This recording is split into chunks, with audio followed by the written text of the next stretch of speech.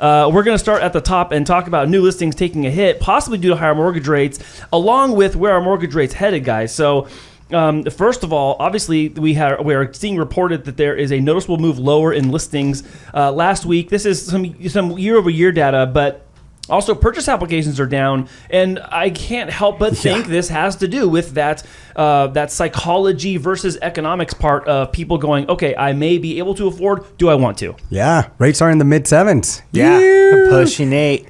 But one of the things, we are going into slowdown season. We're hitting September. We're hitting the end of the year, so that's probably also picking up into the effect of this. But I think, the rates is still just crushing people out of the purchase power, So as we trickled even more up to 8, those who can will, those who can't will, have to wait on the sidelines. Yeah, absolutely. I actually did a sample here that I want to kind of discuss it with. So if we're talking about the median sales price in San Diego, it went to 903, and we're going to use that. I think it's a little higher, but it went to 903 with an interest rate of current market, which is 7.375 with 20% down, which most of our borrowers are military. It's 100% financing, right? But we're going to use the 20% down. A PITI payment, which is principal, interest, taxes, and insurance. PITI. So when you hear that, that's what it's for. It's about $6,035 a month. Pretty crazy, right? Pretty crazy. And then what I wanted to do was I wanted to see what the average income was in San Diego. So as of May of 2023, the median household in San Diego is $111,000. Wow. Right? Wow. That equates to $92.50 per month. Wow. So usually if you want to determine a debt to income ratio, you're going to go whatever your expenses are. In this case, we're saying like, hey, we have the perfect borrower. They have no car debt, no credit card debt, nothing, right? Isn't that everybody? Yeah, that's, of course. I would love that debt, by the way. But so if your payment's $6,035 and you divide that by the $92.50, your debt to income ratio is 65%. Yeah, that's way beyond the threshold. So it's just getting people not to afford. Affordability is not there, guys. Yeah, this goes exactly back to the affordability problem. And this is why, I was going to ask a question of you guys, like how much of this do we chalk up to being pure economics and the numbers, and how much of it is psychology? Because even among the set of people who economically qualify, I think there's a psychological impact that's happening here. We've talked about this on other shows as well, where we look at like new listings aren't coming to the market for homes because people have to then concede that they're going to sell their house, but then immediately have to go to another one. Yeah. And maybe they're super hunkered down and comfortable at 3% or 2.5% fixed loan, and they're loving their payment right now. Yeah. And here's the other thing that we haven't discussed, guys. In California, what's one of the major problems that we're also facing when people are buying their new home?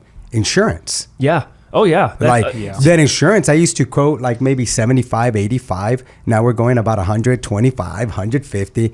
Or how about I can't even find insurance. Or not at all. And you have to use the California Fair program. Yeah. And that's expensive. Very expensive. One of the things, going back to the point that you made, is even if we say that the $111,000 is their yearly average, but that's gross, right? Right. Yes. So you still have to consider it the net, which is what they're actually bringing home.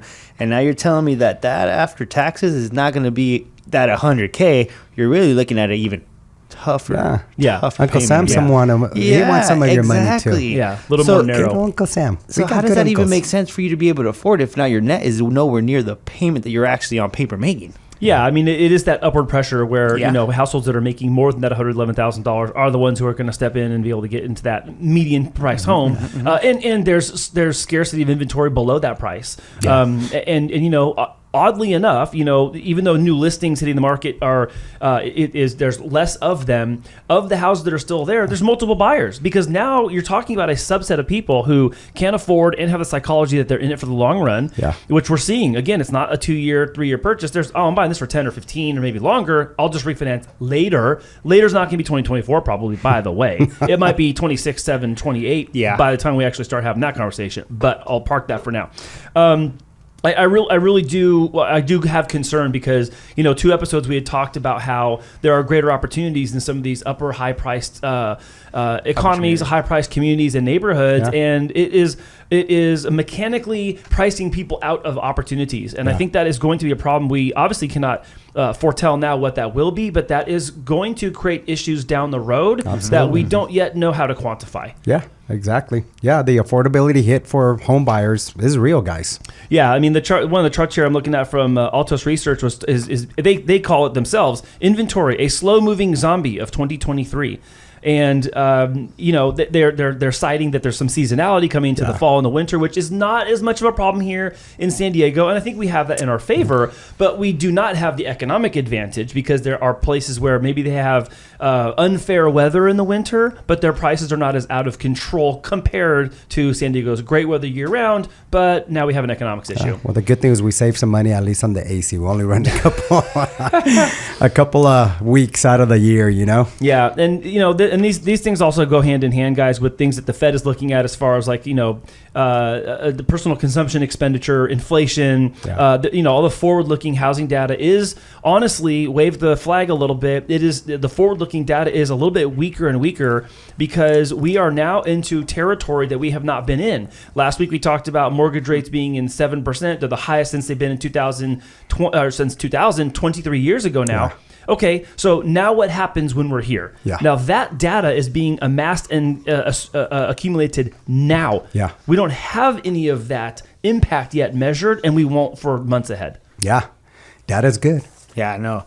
One of the things I wanted to say on here on the graph for inventory is as you see in 2023, it starts a lot higher than all the other years. And if you notice towards the end of these of August on both, it starts to either taper off, go up a little, and see the end. But here we're starting to see that it's actually going to go higher before it goes, comes out. Who knows when it's going to come down? But the trajectory right here to me, it seems that the trend's going up. Yeah, the inventory is coming around, but it's paltry still. It's still a scarcity game. Yeah, and it's not an opinion. I'm just saying, like on the graph even that we're talking about, guys. Like the tail of the right end of your graph is the beginning of the left end of the graph. Yeah. So you're ending one year and starting the next on that exact month, January 1st, and so it does have this kind of like ripple effect through it, and we're going to see inventory tightening probably going into the colder months, even though they're not necessarily colder here. Yeah. That is going to happen.